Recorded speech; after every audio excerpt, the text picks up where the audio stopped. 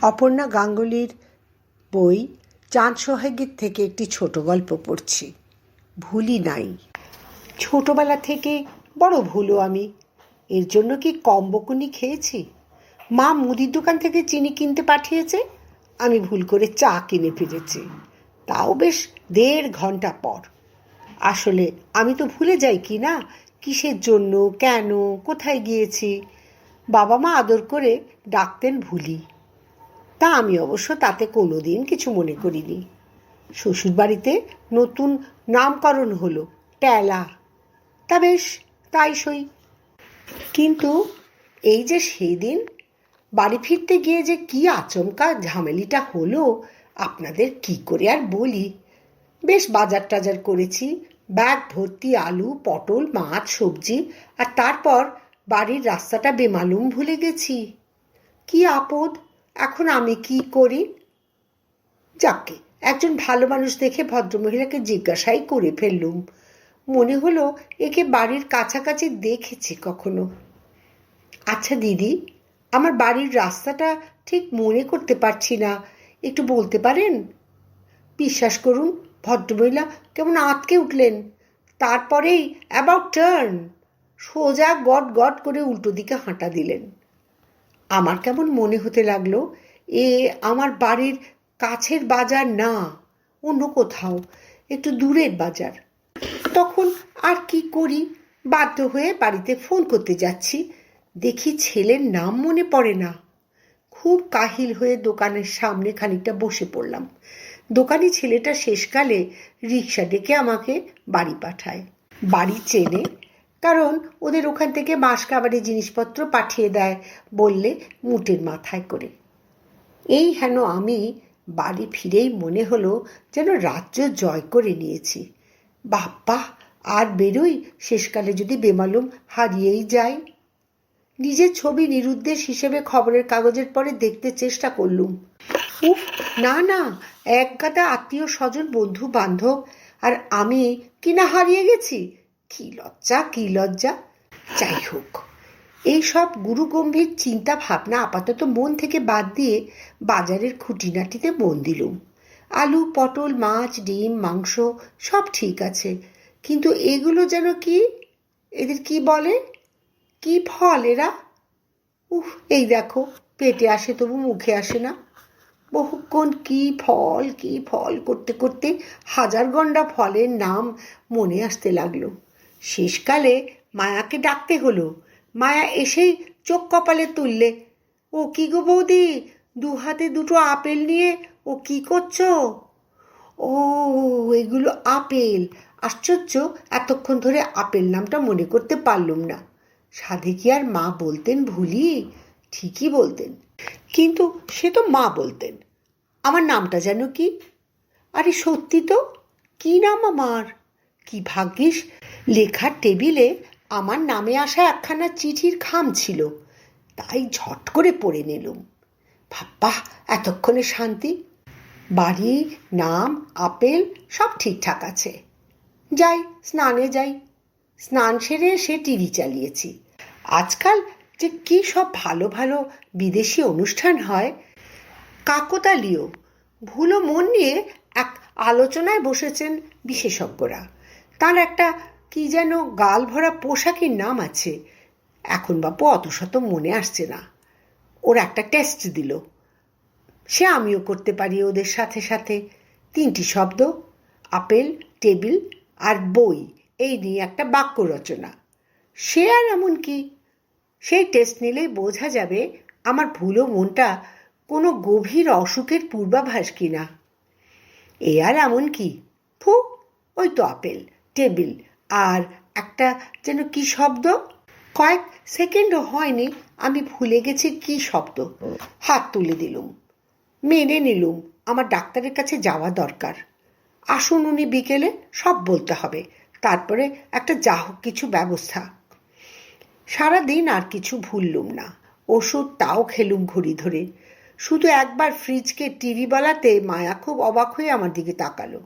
টিভিতে সে মাছ মাংস কিভাবে ঢুকিয়ে রাখতে পারে, এই ভেবেই বোধহয়।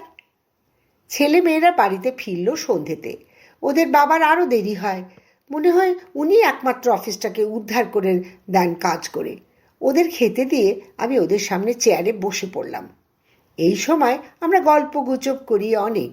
সারাদিন অফিসে কি কি হলো, কোন সিনেমা দেখতে যাওয়া যেতে পারে তিনজনে, এই সপ্তাহে উইকেন্ড মেনু কি হবে, সেজ ঠাকুমা কদিন এসে থাকবেন এখানে, তাতে কি কি সুবিধা অসুবিধা হবে ওদের, এইসব 69 আর কি। কিন্তু আজ আমার মুখ দেখে কিছু টের পেয়েছে ওরা। কি মা, তোমার কাকেশ্বর আজ খেতে আসেনি? নাকি গুগল ছানার তবিয়ত ঠিক নেই? বাবা কিছু বলেছে? মায়া পিসি অ্যাবসেন্ট? একসাথে প্রশ্নমানের ছড়রা ওদের মুখ থেকে। আমি মুখ গোমরা করে বললুম, আমি না খুব ভুলে যাচ্ছি। ওহ বলে নিঃশ্বাস ফেললো ছেলে আর মেয়ে একসাথে। ডোন্ট ইউ ওয়ারি মাদার, কিচ্ছু হবে না, আমরা আছি, তোমাকে মনে করিয়ে দেব। ওদের আলো আলো মুখ দুটোর দিকে তাকিয়ে ঠিক বলতে পারলাম না, এটা ঠিক সে ভুলে যাওয়া নয়, এ এক অসুখ, যে অসুখটা এবার হয়তো আমাকে পাকিয়ে ধরেছে ময়াল সাপের মতো। এর থেকে বুঝি রেহাই নেই। যাই হোক, আমার ডাক্তারের কাছে যাওয়া স্থির হলো। উনি সময় করে আমাকে নিয়ে যাবেন। যে কোনো কারণে দেখলুম মানুষটা একটু চিন্তিত। গাড়িতে বসে কাছ থেকে দেখলুম ভালো করে, একটু বয়স্ক লাগছে ওকে। বললুম, তোমার শরীরটা? উনি অল্প হেসে বললেন, আজ চিন্তাটা তোমার জন্যেই। যা বললে আমার শুনে ভালো লাগছে না, দেখো কি হয়। আমি জানি কি হবে, ডাক্তার ওই গাল ভরা অসুখের নামটা বলে দেবেন মুখের ওপর। দিলেনও তাই। প্রথম পরীক্ষা ছিল, কিছু জিনিস চিনে নিয়ে নামগুলো বলা, একটা ছাড়া সব পেরেছিলুম। রেজাল্ট বেরোনোর দিন পাশ করলে যে মুখ নিয়ে ছেলেমেয়েরা বাপ মায়ের দিকে এগিয়ে আসে, আমি ঠিক সেই রকম করে স্বামীর দিকে এগিয়ে গেলুম বিজয় গর্বে। উনি বললেন, তাহলে হয়তো তেমন কিছু না, অল্প ওষুধে ভালো হয়ে যাবে। এই প্রথম উনি হাসলেন। আশ্চর্য, ওকে হাসলে এখনো সেই ময়নামতির মাঠের পাড়ের সেই যুবকটির মতোই দেখতে লাগে। এরপর আবার পরপর টেস্ট হলো, আর আমি সব কটাতে ফেল করে গেলুম। ডাক্তার খুব গম্ভীর মুখে নাকের কাছে চশমা নামিয়ে, কিন্তু চশমার উপর থেকে আমাদের দিকে তাকিয়ে তাকিয়ে বললেন, ব্যাড কেস অফ অ্যালজাইমার্স, এর প্রগতি খুব তাড়াতাড়ি, ওষুধ দিচ্ছি, কিন্তু এর উৎস অনেক ছোট বয়সেই। আমাদের যা করার তাড়াতাড়ি করতে হবে। বাড়ি ফেরার সময় উনি খুব চুপ হয়ে গেলেন। স্বাভাবিক, একটা আলু পটলের মতো বেঁচে থাকা হতে চলেছে আমার। কি করেই বা মেনে নেন তিনি? ঠিক হলো, ছেলে মেয়েদের সব বলে দিতে হবে। আর বাড়ির ফেরার পথে আমি ওকে সেই মোক্ষম কথাটি বলেই ফেললাম, আমি এইরকম আমি না হয়ে বাঁচব না। যখন দেখব নিজেকে হারিয়ে ফেলছি, আমি নিজেকে নিজে শেষ করে দেব। উনি কিছু বললেন না। সাদা রুমালটা বের করে অন্যদিকে ফিরে হয়তো চোখ মুছলেন। ছেলেমেয়েরা জানলো সবাই। সেই রাতে বাড়িতে যেন বরফ পড়ল। টিভি নেই, ওদের হাসির আওয়াজ নেই, পশু পাখিগুলোও নিশ্চুপ মায়ের দুঃখে। আমার খুব মন খারাপ হলো। ইস, বেচারাগুলোর আমার জন্যে কত মন খারাপ বলো তো। তাই সেই রাত্রে আমি ওদের স্পেশাল ডিনার তৈরি করে দিলুম। ভাত, চিংড়ি ভাপা, মুগ ডাল, ঝুড়ো আলু ভাজা আর পায়েস। খাবার সময় ছেলে মেয়ের মুখে হাসি ফুটল। জড়িয়ে ধরে বলল, কে বলেছে তোমার কিছু হয়েছে? তুমি একই আছো মা। ও মা, এখন যতটা পারছি পড়ে ফেলছি জানেন। যেসব বই না পড়া ছিল, এখনো বাইরে গিয়ে বাড়ি ফিরতে পারি। আমার গলাতে একটা কার্ড ঝোলে, তাতে নাম ঠিকানা সব। কেউ কেউ ভাবে আমি অদ্ভুত, কেউ পাত্তাও দেয় না। আসলে আমাদের এই বিরাট পৃথিবীতে সব মানুষের এত এত সমস্যা, তাতে আমাদের আর অন্যের বিষয় নিয়ে মাথা ঘামানোর সময় কোথায়? ভালোই একদিকে, বিড়ম্বনা কম। আমি আগের মতোই ওয়াকে যাই, বাজার করি, দোকান করি, আর ভুলতে থাকি। এমন এমন হয়েছে শুধু তাৎক্ষণিক ব্যাপারগুলোই মনে রাখতে পারি। এত যে পড়াতাম লিখতাম কিছুই আর মনে পড়ে না। সেদিন আমাকে দেখাবার জন্য ছেলেমেয়েরা আমার করা আবৃত্তির ভিডিও বের করলো। দেখলুম, তারপর ওদের জিজ্ঞাসা করলুম, এ কি সত্যি আমি? খুব খুশি হলাম মনে মনে জানেন। ও তাহলে আমি এসবও করেছিলুম, কে জানে। আমার কাছে সব দিন একরকম, সেই চার্লস ল্যামের দ্য সুপারঅ্যানুয়েটেড ম্যানের মতোই। এসেজ অফ এলিয়া সম্প্রতি পড়ছি আবার, তাই মনে করতে পারলুম, আপনাদের বলতে পারলুম।